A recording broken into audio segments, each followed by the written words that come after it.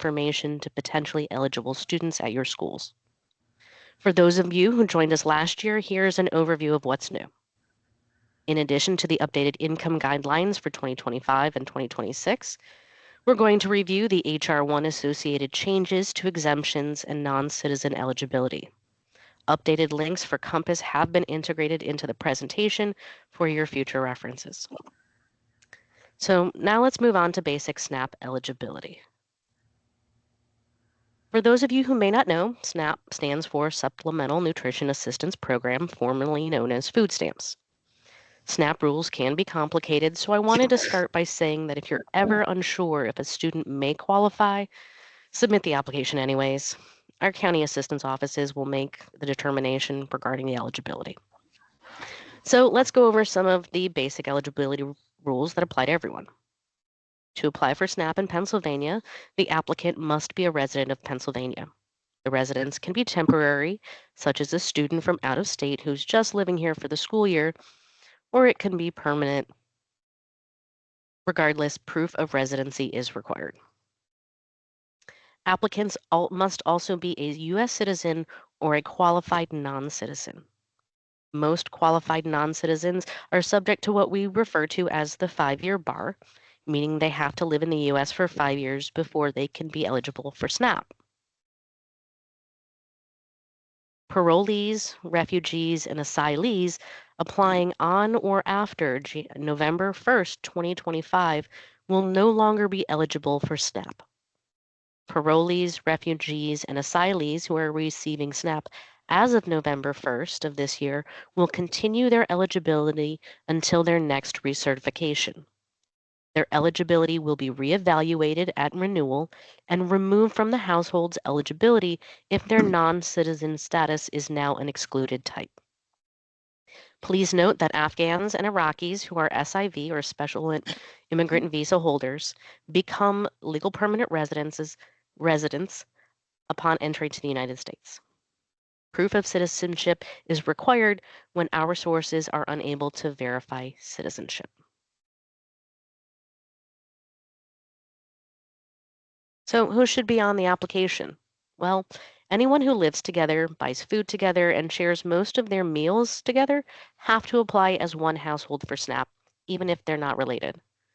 A person under the age of 22 who lives with their parents has to apply with their parents, even if they don't share food.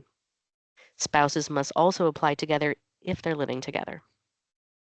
For most households, the gross income limit is 200% of the federal poverty income guidelines in Pennsylvania, which was $2,510 per month for a one-person household.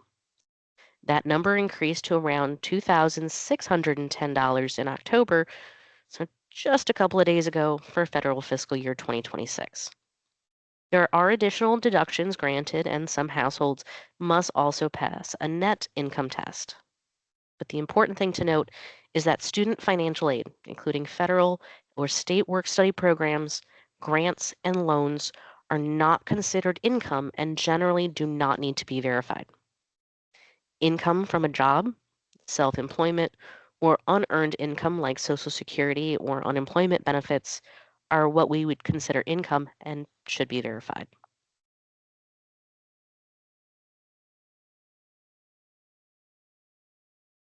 A SNAP application can be submitted as a paper form, over the telephone with our contracted outreach partners, or online via Compass. Once submitted, the application will be date stamped and assigned to a caseworker. When an application is submitted, a household must be interviewed and provide all necessary verification to have their eligibility determined. A caseworker will attempt to cold call each applicant the day the application is received, or the following day if it's received at the end of the business day. For our offices, the business day starts at 8 a.m. and closes at 5 p.m. It's the same with any county assistance office, regardless of the county the student is in. If the applicant misses that cold call, they'll receive a notice in the mail explaining how to complete the interview and what additional proof is needed.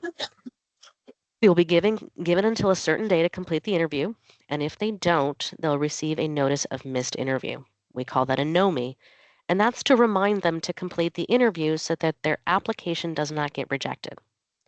The application must be processed within 30 days. The household will receive a notice after the application is processed telling them if they were eligible, if their benefit amount if they were eligible, or a reason why they weren't eligible.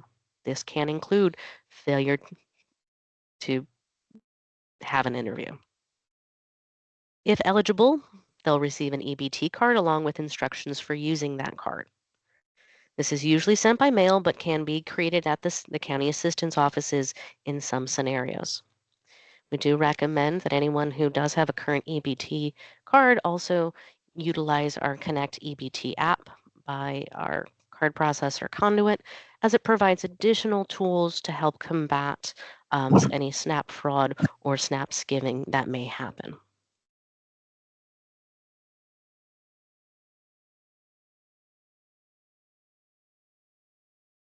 SNAP student policy is notoriously confusing, as it's illustrated by this flow chart outlining our policies here in Pennsylvania. So let's start by breaking it down into chunks that make sense. It's important to note that if a student has a meal plan through their institution that covers more than half of their meals, they are not eligible for SNAP. This is true even if the student meets one of the exemptions we'll discuss in a bit. Their meal plan can make them ineligible. If we consider that there are 3 meals in a day and 7 days in a week, that makes 21 meals per week. Exactly half is 10.5, so a meal plan that covers 10 meals per week or less is okay, and the student can be eligible. However, if a meal plan covers 11 meals per week or more, that's over 50%, and the student is no longer eligible. Flex spending should be reviewed on a case by case basis to determine how much, if any, is used for meals.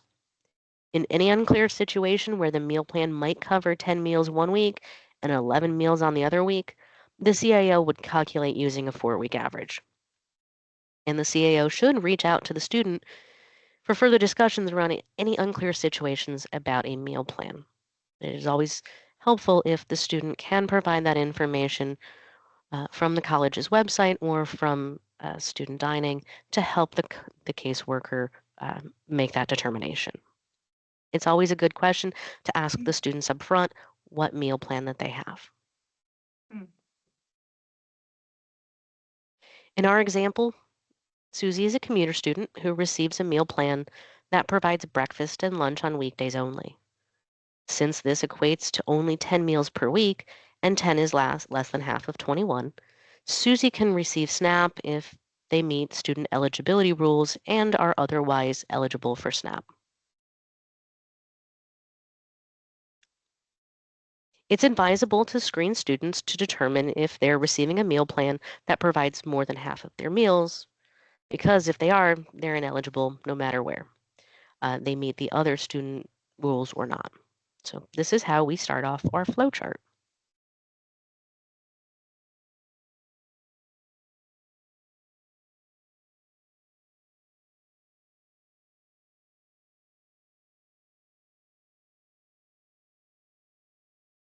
The basic rule is that college students, even if they're not on the meal plan, aren't eligible for SNAP unless they meet an exemption.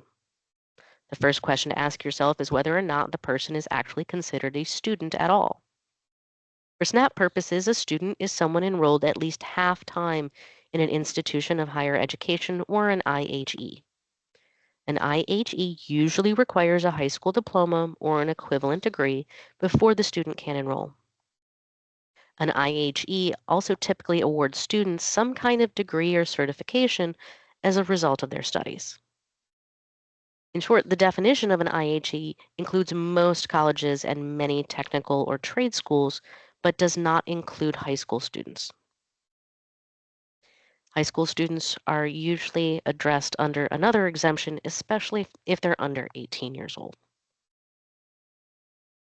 In addition, for our purposes with SNAP, a student must be enrolled in the IHE at least half time.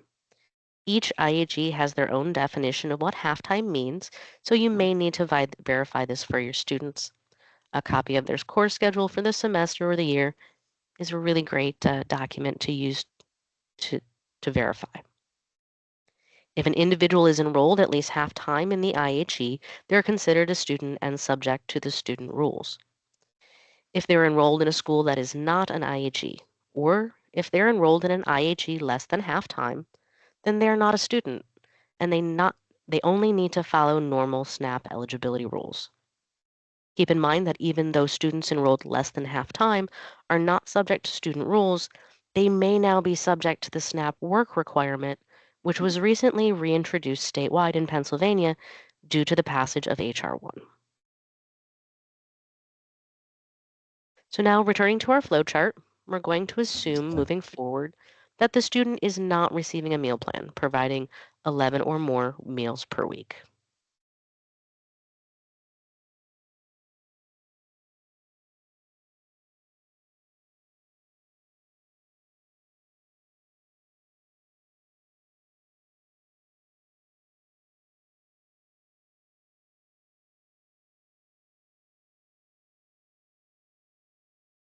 The next thing we look at is whether the student is enrolled or planning to enroll at least half time in the IHE.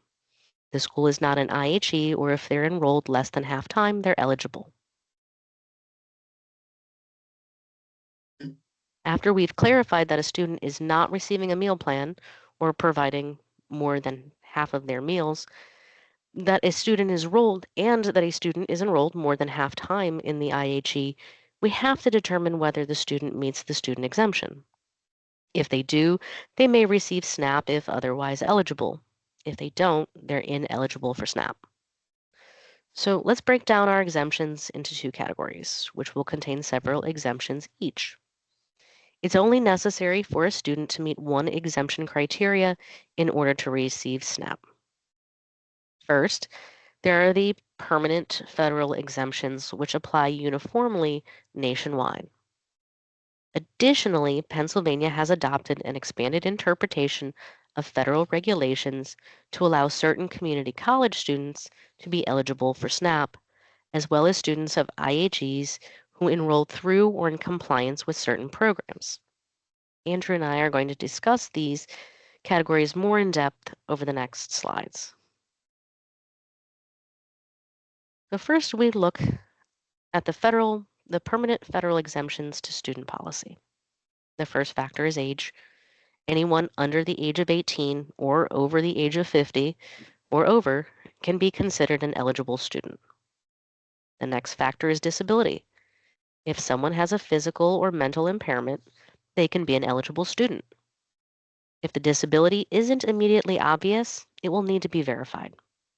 That verification can include receipt of disability benefits or a note from a doctor or psychologist that includes um, campus medical staff. So it doesn't have to be the student's primary care provider, it can be the doctor on campus. Many students with dependent children can be eligible for SNAP. Single parent students can be considered eligible students if they are responsible for at least one child under the age of 12 or if they receive TANF regardless of the age of their children. Students in a two-parent household can be eligible if they have at least one child under the age of 6 or at least one child aged 6 to 11 if adequate childcare is not available to them.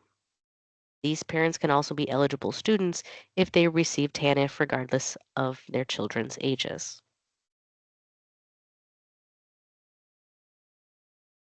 Employment is another federal exemption.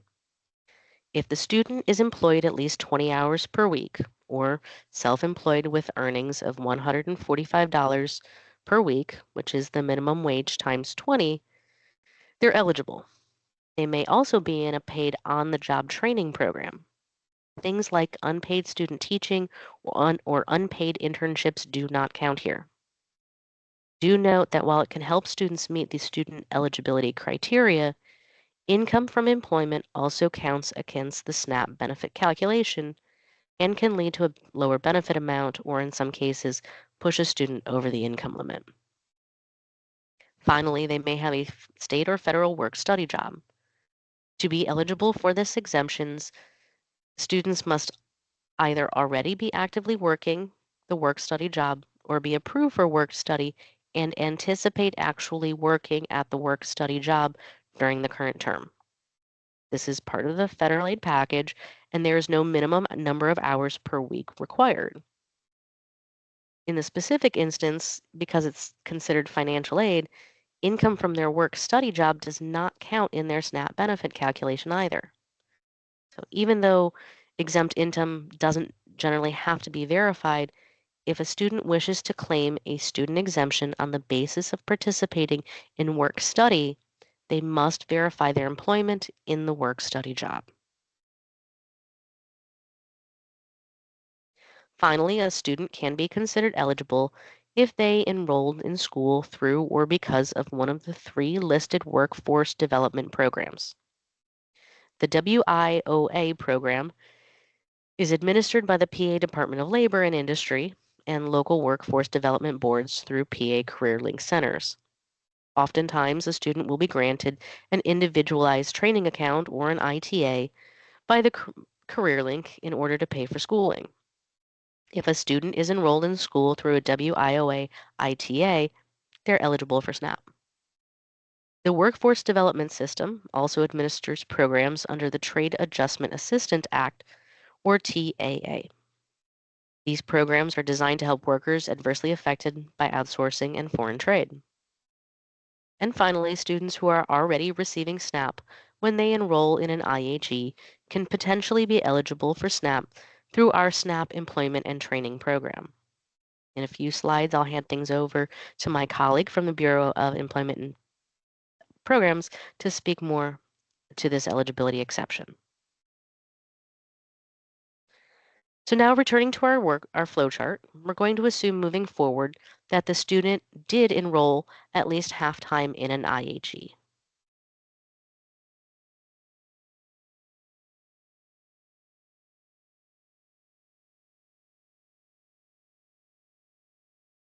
After establishing that the student is enrolled at least half-time in an IHE, we begin screening for exemptions, starting with the federal exemptions. For purposes of this step, we're going to exclude the ENT exemption because Andrew will talk more about that in the next few slides. If the student meets one of the federal exemptions we just listed, they can receive SNAP if otherwise eligible.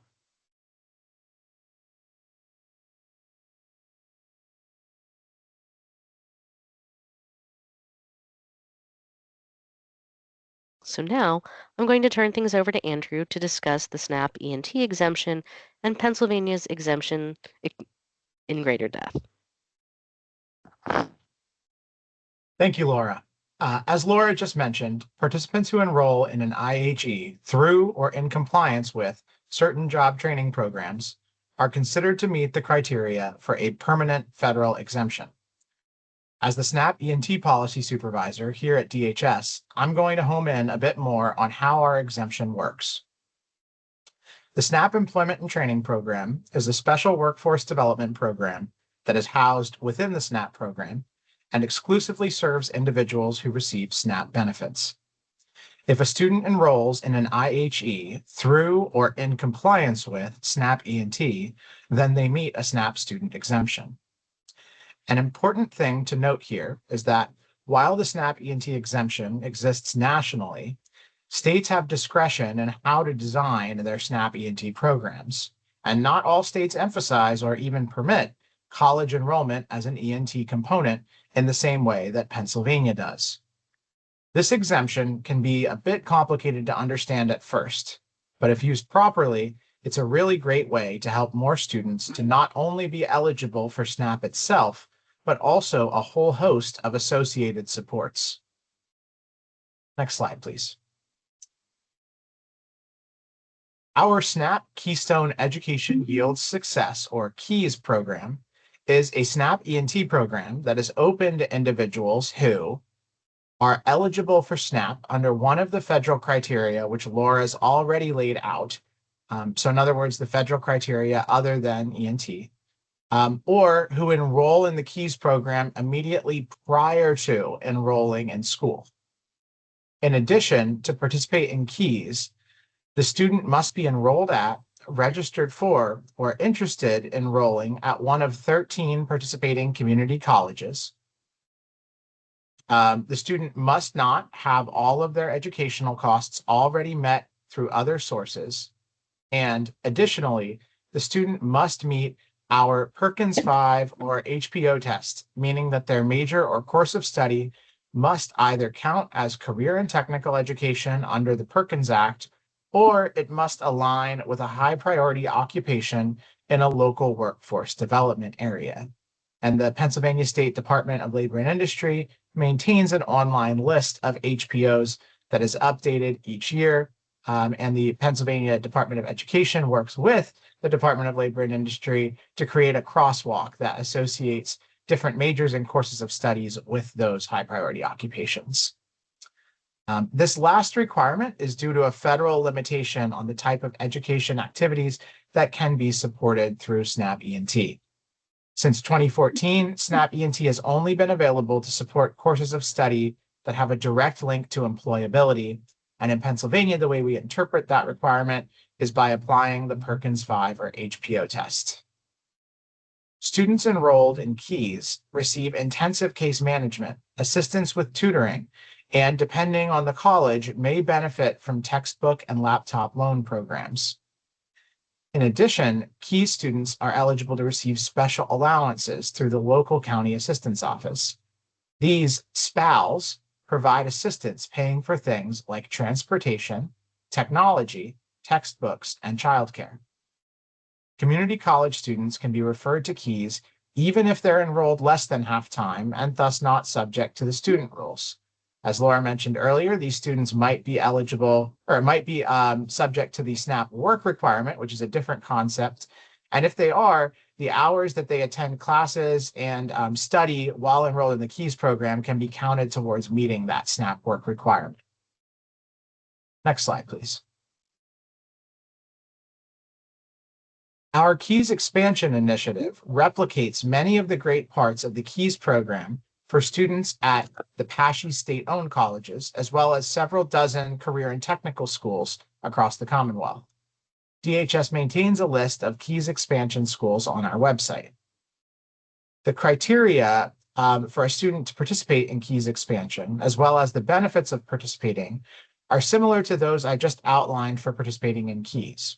However, KEYS expansion programs are facilitated by a different contractor known as our Employment, Advancement, and Retention Network, or EARN programs. Unlike regular KEYS providers, who are community college employees based on campus and providing students with services there, the EARN providers facilitating KEYS expansion are contracted through the local Workforce Development Board and are usually located within a local PA Career Link center. KEYS expansion participants receive case management and other supports and are also eligible to receive SPALs, similar to SNAP KEYS participants. Next slide, please. PADHS developed the reverse referral form to allow ENT contractors, including both KEYS community colleges as well as EARNs administering the KEYS expansion program, to refer an individual for participation in the SNAP ENT program.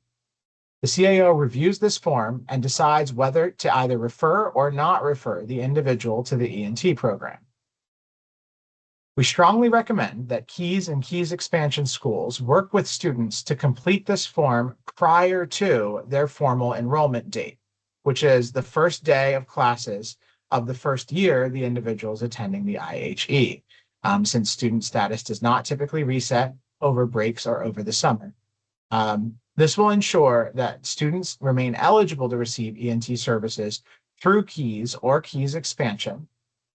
In some cases, if the referral is not done prior to the student's formal enrollment date, the individual could be locked out of receiving those ENT services. This also helps to ensure that KEYS expansion students, KEYS and KEYS expansion students will remain eligible for the SNAP benefit itself, even if they don't meet one of the other federal exemptions or one of the other federal exemptions or one of our expansion exemptions here in Pennsylvania. KEYS community colleges should assist the students in completing the form And then the school should securely email the form to their local CAO contact. In the case of PASHE schools or other KEYS expansion schools, we would encourage the school to work with the local Earn Center as an intermediary to process the reverse referral. Next slide, please. Returning to our flowchart, it's been a while. Let's assume that a student doesn't meet any of the permanent federal exemptions other than the SNAP ENT exemption.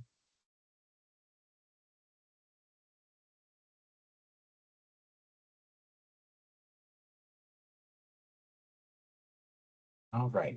So the next thing we're going to want to look at is whether the IHE that the student is planning to enroll in is a KEYS or KEYS expansion school. Remember, starting the process to enroll in KEYS or KEYS expansion prior to the enrollment date is crucial.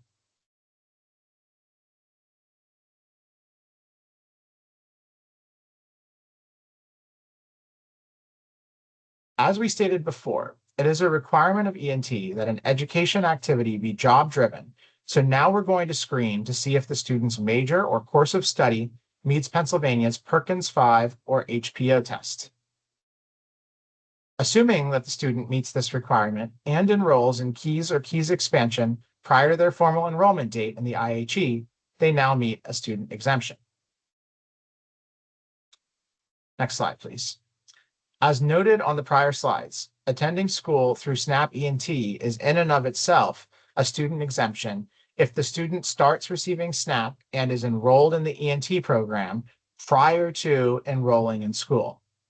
In the late 2010s, PADHS observed that this still failed to cover a great deal of Pennsylvania's community college students, many of whom hail from food insecure low-income households. If these students didn't know about SNAP ENT prior to enrolling in school, they could effectively be locked out of receiving food assistance for 2 years or more while in school. To address this, PADHS took action in 2018 to designate a community college education itself pursued outside of KEYS to be equivalent to SNAP ENT. This unlocked a flexibility in federal regulations allowing PADHS to extend eligibility to students who enroll in community college prior to receiving SNAP or without participating in KEYS. This exemption was announced in our Operations Memorandum 180304, and so we sometimes call the exemption the OPS 180304 exemption. These students need to meet the same Perkins or HPO criteria explained previously with respect to KEYS. In our experience, a great deal of community college students do meet these criteria. Those few who do not are not eligible for the exemption and thus cannot receive SNAP unless they meet a different student exemption. Currently, students who are eligible under this specific exemption may not participate in KEYS. They're only able to receive the actual SNAP food assistance benefit itself, but not the case management or spouse discussed earlier. We're currently operating a pilot at 5 community colleges that allows these students to enroll in KEYS, notwithstanding that rule. And these 5 colleges are Harrisburg Area Community College, Butler County Community College, the Community College of Allegheny County, the Community College of Philadelphia, and Montgomery County Community College. Again, to clarify, the policy allows students who meet this specific exemption to receive SNAP benefits at 15 community colleges, but not necessarily to participate in KEYS or receive special allowances at all of those colleges. And this particular exemption does not extend to students already enrolled at a PASHE school or one of the other technical schools that we mentioned under KEYS expansion. Next slide. PADHS developed the community college verification form to verify these OPS 180304 exemptions. A student must request that a community college school official answer the 4 questions, then sign the form. By signing the form, the college official is attesting that they understand that the student's course of study or major meets the Perkins Act's definition of CTE, or that they understand it to be associated with an HPO. Please note, if the community college official is struggling to determine whether a given occupation is an HPO, or whether a given curriculum aligns with that particular occupation, We've included a link to the website, including those lists of high priority occupations, as well as that crosswalk we mentioned that links up that those high priority occupations with the majors or courses of study that correspond to them. Next slide, please. Returning to our flowchart, we're going to assume that a student already enrolled in a community college before learning that KEYS was even an option available to them.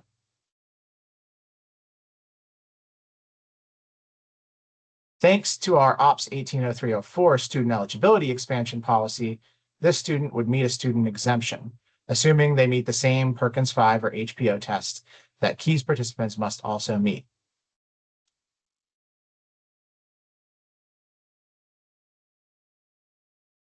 All right, so we determined that the same regulatory authority that allowed us to deem job-driven courses of study at community colleges to be equivalent to ENT could also be applied in a slightly different manner to programs that prepare low-income students for entry into an IHE or that support their success after they've arrived on campus. In order to qualify, a program must meet three criteria. First, it must primarily serve students from a low-income household. That does not need to be exclusive. The program doesn't need to have a specific income limit. Just need to be able to ascertain that it primarily serves students from low-income households. Secondly, the program must be operated by a state or local government or an instrumentality thereof, which can include programs operated by K-12 public schools or by community colleges or other public colleges or universities, or even by private universities or private entities if it's operated under a grant from PDE or from another government agency. And then thirdly, the program must provide the equivalent of at least one allowable activity under the SNAP ENT program. And our allowable activities may be found at Title VII Code of Federal Regulations, Section 273.7 E2. Next slide, please. In Operations Mandum 230601, DHS identified several such qualifying programs, including the TRIO Upward Bound and the Gear Up programs, the ELECT program for pregnant and parenting teens, and the Chafee Education and Training Grant for youth aging out of foster care. Students who participated in these programs at any point are considered to have been enrolled in an IHE through the programs, and thus are deemed to meet a SNAP student exemption. They do not need to be currently participating in the programs to qualify for the exemption. In fact, many of the programs are designed for high school students to increase their career readiness and their higher education prospects. And so we anticipate that the students may no longer be participating once they are placed in an IHE. Next slide, please. DHS also identified two additional state or local programs that confer eligibility, or a few now state or local programs that can confer eligibility, but only if a student remains an active participant after enrolling in the IHE. These include two programs administered through FIA, the Act 101 program, and the Fostering Independence Tuition Waiver, or Foster Ed program. Entities like FIA are considered, for many purposes at least, instrumentalities of state government. Thus, by virtue of the fact that these programs are administered by FIA, Act 101 and foster ed programs meet the requirements to be operated by state or local government and can thus confer a SNAP student exemption, even if the Act 101 or foster ed program is operating at a private college or university. Next slide. In addition to the programs DHS initially identified as conferring eligibility, we also established a process for approving additional programs that meet the same three requirements. We're asking our IHE partners to consider whether you have any such programs operating on your campuses or helping to enroll or being a feeder program to enroll students at your campuses. If you believe you do, please complete the attached form and email it to us at ra-pwsnapihelig@pa.gov.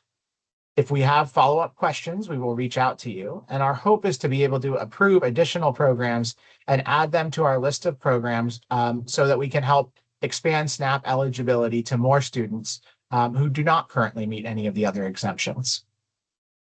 Next slide. Now let's return to our flowchart.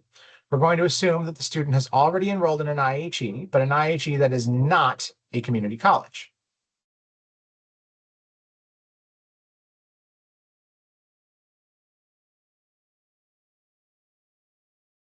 All right. As we can see here, our next step would be to evaluate if the student is enrolled in an IHE through or in compliance with an approved program increasing employability.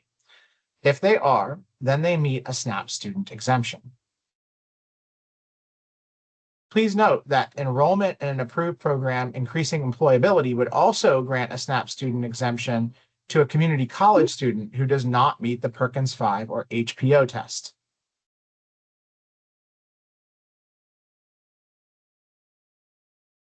Right. However, if a student is not meeting a federal exemption, not enrolled through SNAP ENT, and do not meet either of Pennsylvania's expansion exemptions, then unfortunately, the student does not meet any student exemption and thus is not eligible for SNAP benefits.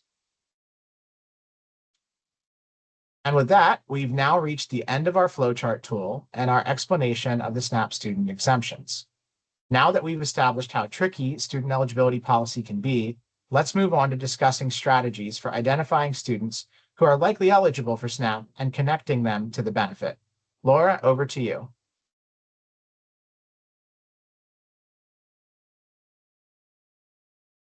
Thank you so much, Andrew. As we've outlined, there are several ways that a student can be eligible for SNAP. However, due in part to the pervasive misconceptions that students don't need SNAP or are categorically ineligible for SNAP, the uptake rate among likely eligible students is still very low and much lower than we see in other low income populations. A Hope Center survey found that the top 4 reasons why housing and food insecure students don't apply for resources like SNAP are because they thought they were ineligible, thought others needed the program more, didn't know how to apply, and didn't realize the program existed or was available.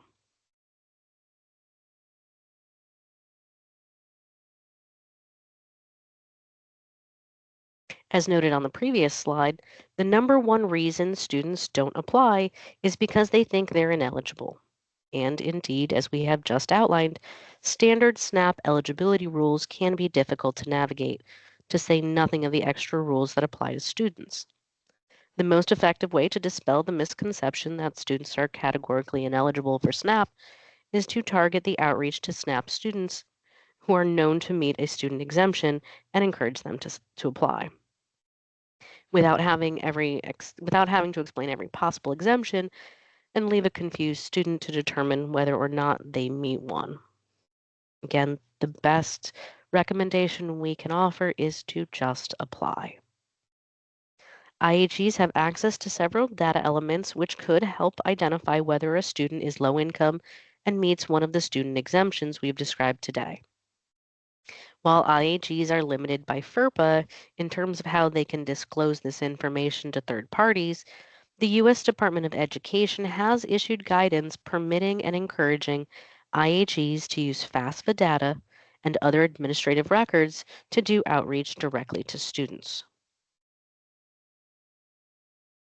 To take advantage of our own state student eligibility expansions, as well as the education department's guidance encouraging colleges to use data to perform targeted outreach, our DHS team has created a tool and a template letter that allows IHEs to reach out directly to likely eligible students to encourage them to apply for SNAP benefits.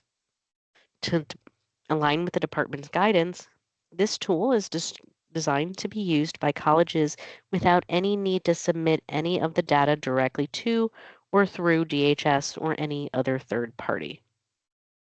This proactive outreach targeted only to those students who most likely meet both the SNAP income limit as well as the SNAP student exemptions.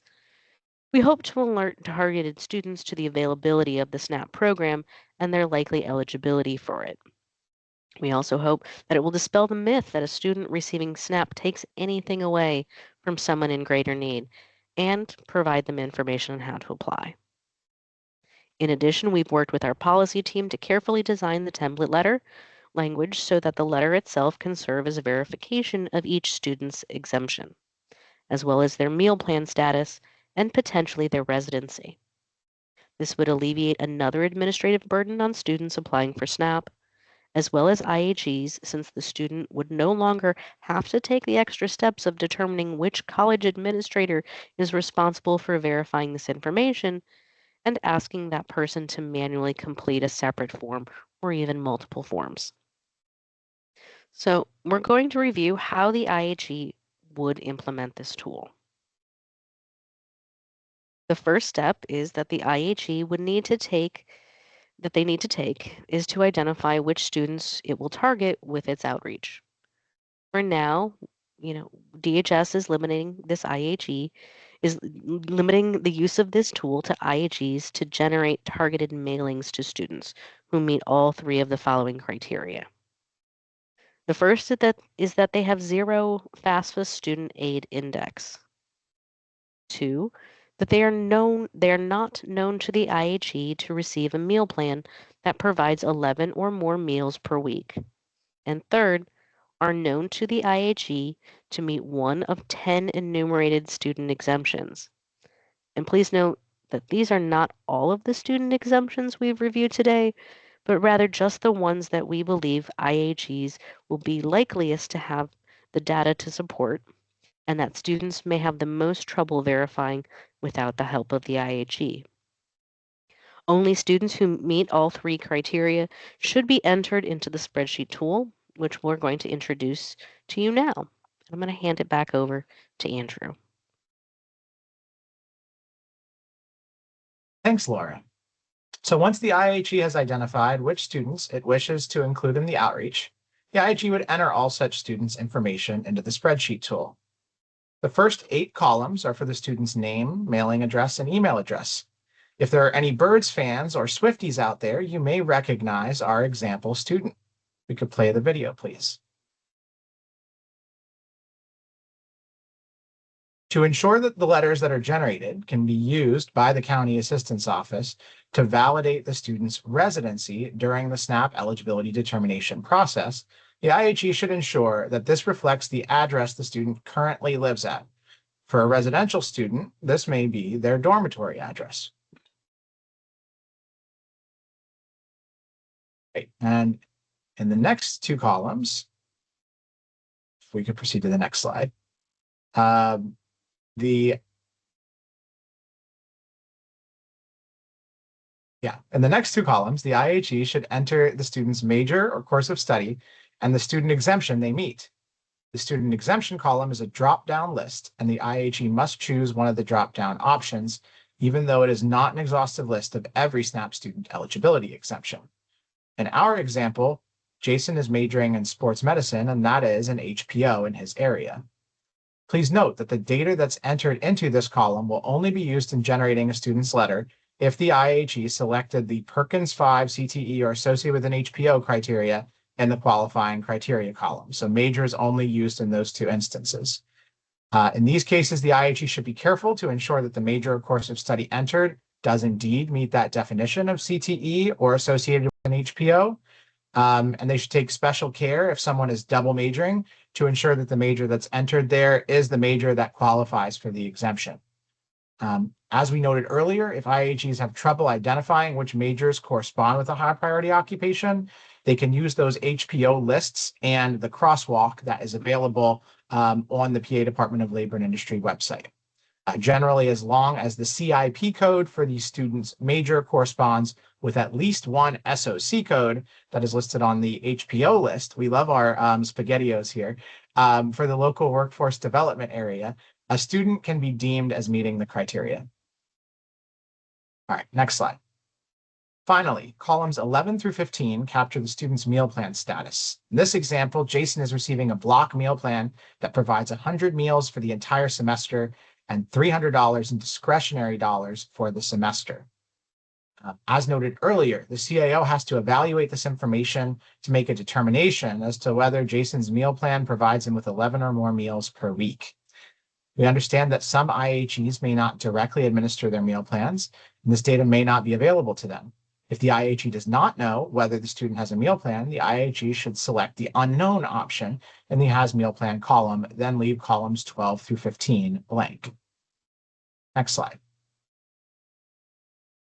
After an IHE completes the spreadsheet, we encourage the IHE to reach out to their own in-house IT departments for suggestions on how best to use the completed spreadsheet and template letter to send out batch emails.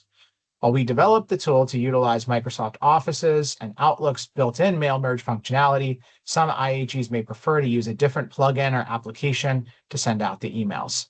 And you would just consult with your IT department to how to get from the spreadsheet information to that sort of template. If at all possible, we do recommend that IHEs use a plugin of some sort to send the individualized letters out as PDF attachments so that students may, if they choose, easily upload the PDF to Compass when applying for SNAP. And in a couple of slides here, we're going to talk more about Compass. As noted earlier, the individualized letter can be used by the CIO to satisfy several of the verification burdens that would normally apply to students, and so that students would not have to go hunting down that information elsewhere, or otherwise asking the IHE to manually provide written verification. Next slide. The emails that are generated should look something like this. As you can see, the address block will populate with each student's full name and address. Click. In addition, the bottom section of page 1 will populate with each student's major or course of study if relevant, and the exemption they meet. Below the student eligibility exemption will be a paragraph that describes the type of meal plan the student is receiving. Next slide. Currently, the tool is available by request only. If you're interested in using the tool and you're an IHE, please reach out to us at ra-pw snap IHE elig@pa.gov. We will be happy to share the tool with you, as well as to provide technical assistance if needed. Now I'd like to turn things over to Ben to discuss another way IHEs can help connect students to SNAP by becoming Compass community partners. Ben, over to you.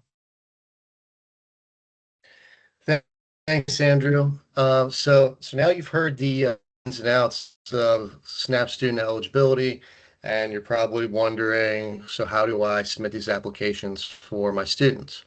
And so that can be done through the Compass website by becoming a Compass community partner. The Compass Community Partner dashboard allows you to save, submit, and track Compass applications for your organization. You can also attach documents to an application or a case record. You can look up renewal due dates for an active recipient, and you'll also receive notifications of any issues that Compass may be experiencing or any changes, and a lot more. And there at the bottom, you have your the URL that'll get you to the Compass homepage. Next slide, please.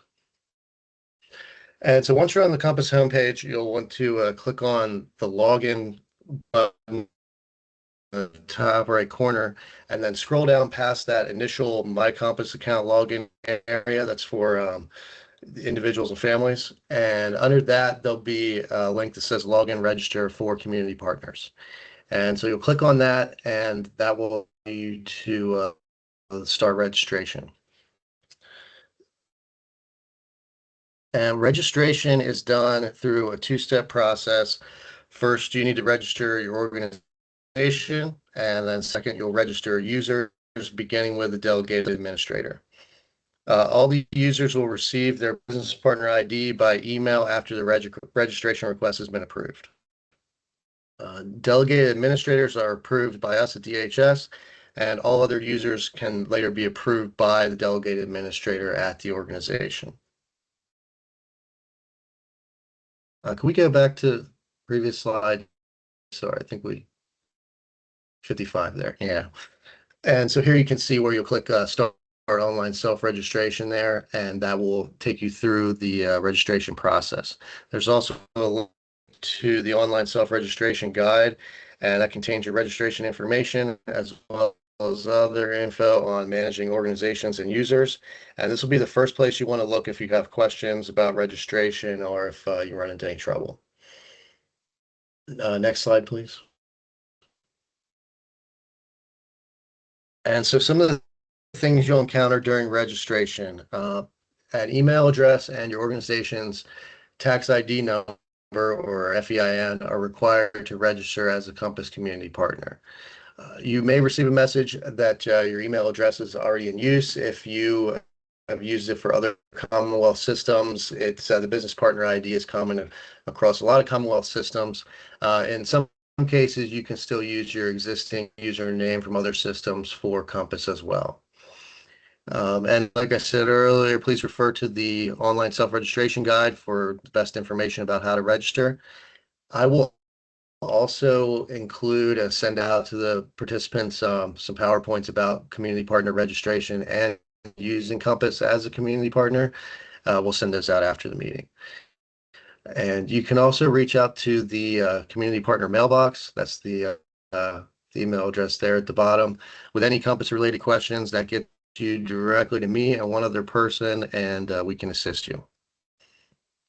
Next slide, please. And this is an example of a Compass Community Partner dashboard. And so this is what you'll see once you're set up and logged in. And you can see there's the counts of your applications there.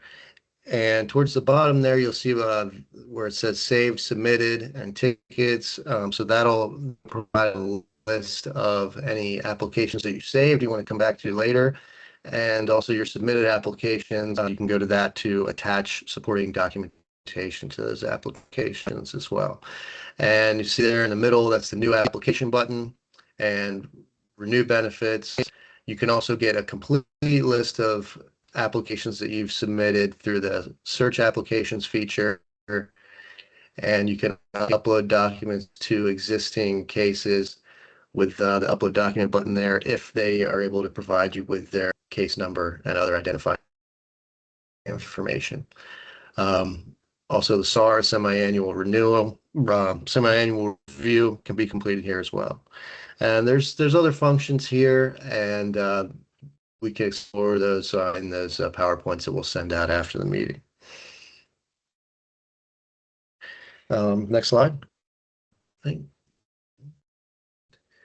here's a list of resources from the meeting. So I'll give it back over to Andrew. You guys can close it out. Thank you. Thanks so much, Ben, and thank you, Andrew, for going over a number of the federal exemptions and Pennsylvania's expansion on exemptions. So as Ben noted, we've gathered the links discussed through this PowerPoint in one place so that when you get a copy of this, you'll be able to refer to it later. And if there's any other additional information that you request, you can reach out to one of us here. For any questions regarding SNAP student eligibility or policy, please contact me. My information is available. For any questions regarding SNAP employment and training and Pennsylvania's expansions, feel free to contact Andrew Prehar.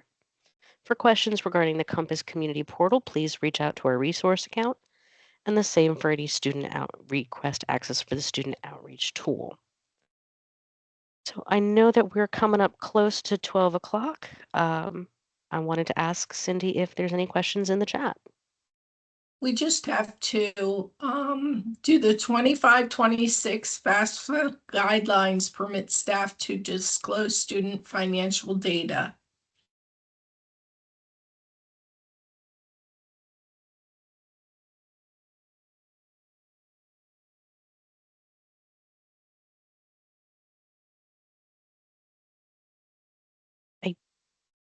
We'll hand that over to Andrew, but I believe that it's not necessary to share with us the FAFSA data.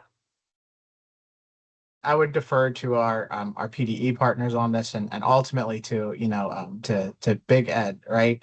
On what's allowed. I will say that Ed put out guidance a couple of years ago that schools can take action communicating with students directly, in which case there's no disclosure, right? It's the institution communicating with their own students, information provided by the students, not communicating that information to a third party for purposes of helping them to apply for different public assistance benefits, including SNAP. So that is kind of what our tool is premised upon. Any information you put in that tool, it's not communicated back to us. It's just meant as a tool so that you can generate outreach on your own and directly outreach to students. I see there's another question in the chat here. Can you Yes. clarify if all work-study students are SNAP eligible? I apologize, I had to help a student with that slide. Yes. So students still do have to meet all the other eligibility criteria for SNAP, right? Like income limits, qualifying citizenship status, et cetera. But if they are receiving if they're actively performing work study or scheduled to start performing work study in the semester and plan to do that, that meets a student exemption. And in addition, the income from the work study job is exempt and won't count against the income limit. So in many cases, they will be eligible, but there may be some cases, if they're living at home with their parents and their parents have income where they might not be eligible as well.